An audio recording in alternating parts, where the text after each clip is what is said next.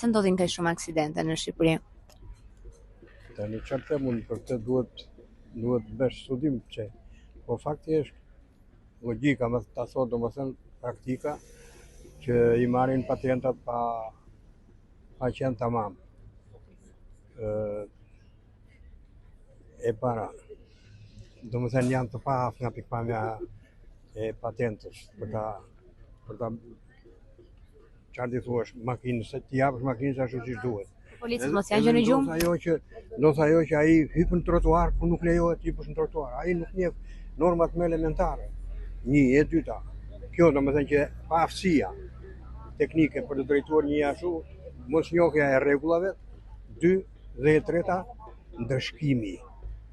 Ndëshkimi ka të bëjë.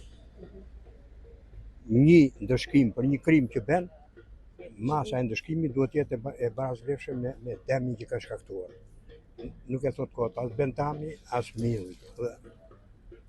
Kur vjen puna tek ajo atje që thot ndëshkimi duhet të jetë i përafërt me krimin që bën. Tek ne ai shtyp një njeri dhe maksimumi dënohet 3 vjet. Mua më ka ndodhur me gruan. Shtypi njeri, një djalë aty para shumë vjetësh dhe maksimumi ishte 3 vjet. E shtypin kundër rregullave, e kupton? Lejohet në këtë krah, ai iku në atë krah. Atje ishte gruaja dhe goca, të dy psuan atë, gruaja mori goditjen këtu, mbaroi, sa u dënua ai, u dënua 1 vit. Mu nuk u interesova fare për këtë punë, sepse a më vinte gruaja? Jo. Por e kam fjalën që ndëshkimi duhet të jetë i barazvlefshëm me dëmin që bën.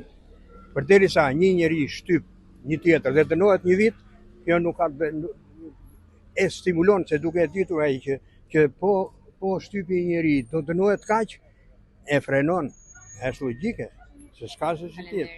Prandaj unë kështu mendoj, paaftësia teknike për të njohur ato nuk njeh rregullat dhe pjesa e ndëshkimit që duhet të jetë e barazvlefshme me të tjerë.